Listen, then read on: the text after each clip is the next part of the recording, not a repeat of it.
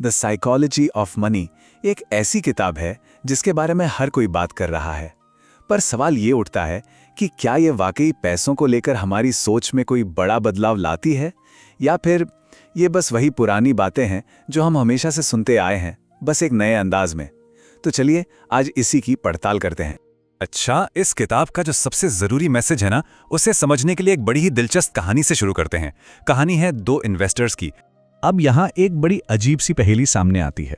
देखिए, एक तरफ है ग्रेस ग्रोनर, एक मामूली सी सेक्रेटरी जिन्होंने अपनी जिंदगी में $7 मिलियन चैरिटी में दे दिए, और दूसरी तरफ हैं रिचर्ड फुस्कॉन, हार्वर्ड से पढ़े लिखे मेरिल लिंच के वाइस प्रेसिडेंट, जो बैंकरप्ट हो गए, दिवालिया हो गए।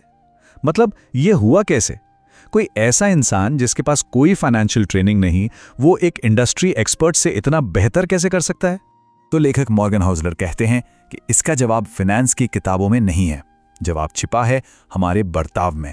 उनके हिसाब से पैसों में कामयाबी पाना कोई रॉकेट साइंस नहीं है, ये एक सॉफ्ट स्किल है। मतलब इससे ज्यादा फर्क नहीं पड़ता कि किसी को कितना पता है, फर्क इस बात से पड़ता है कि वो पैसों के साथ व्यवहार कैसा करता है। तो सारा खेल ज्ञान का नहीं बल्कि व्यवहार का है। अब जरा और गहराई से समझते हैं कि इसका असली मतलब क्या है। हाउसल का एक बहुत ही मजेदार आइडिया है। वो कहते हैं कि हम सब दौलत को गलत जगह तलाशते हैं। कोई महंगी गाड़ी, शानदार घर या महंगी घड़ी देखकर हम सोच लेते हैं, वाह क्या अमीर आदमी है। पर हाउसल कहते हैं ये दौलत नहीं है, ये तो बस खर्च है। असली दौलत वो पैसा है जो दिखाई ही नहीं देता, वो पैसा जो बचाया गया है, इन्वेस्ट किया गया है। और यहीं से महंगी चीजें खरीदने की चाहत से एक बड़ा ही दिलचस्प पैराडॉक्स यानी विरोधाभास पैदा होता है। हॉस्लर्स इसे कहते हैं man in the car paradox. अब ये पैराडॉक्स है क्या, जरा सोचिए। जब हम सड़क पर कोई शानदार गाड़ी देखते हैं तो क्या हम सोचते हैं वाह इसे चलाने वाला कितना कूल है? नहीं, हम असल में सोचते हैं काश ये गाड़ी मेरे पास होती तो लोग मुझे कितना कूल समझते।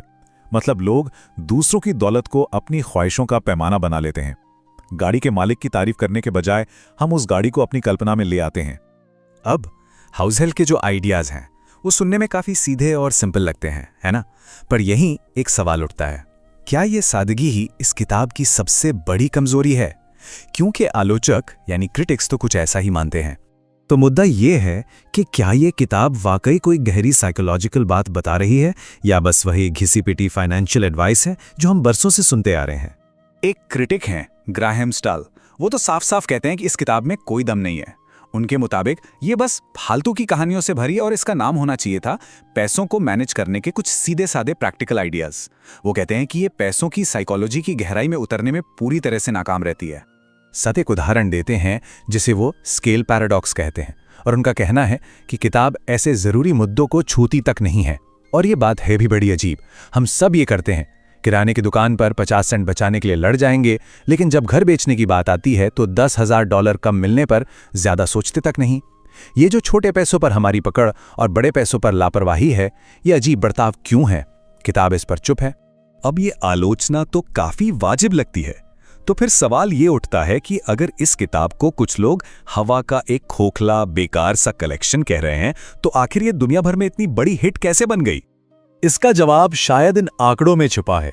दुनिया भर में 6 मिलियन से ज्यादा कॉपीज बिक चुकी हैं। और सबसे मजेदार बात जानते हैं क्या है?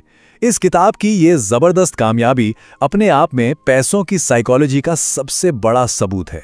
देखिए, असली बात यह है कि ज्यादातर लोगों को पता है कि उन्हें ज्यादा बचत करनी चाहिए और कम खर्च करना चाहिए। ज्ञान की कमी नहीं है, असली मुश्किल है उस ज्ञान को अमल में लाना, है ना? खास तौर पर जब इमोशंस हावी हों।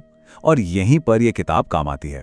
इसकी छोटी छोटी सिंपल कहानियां फाइनेंस की बोरिंग सलाह को दिलचस्प बना देती हैं, यादगार बना देती हैं।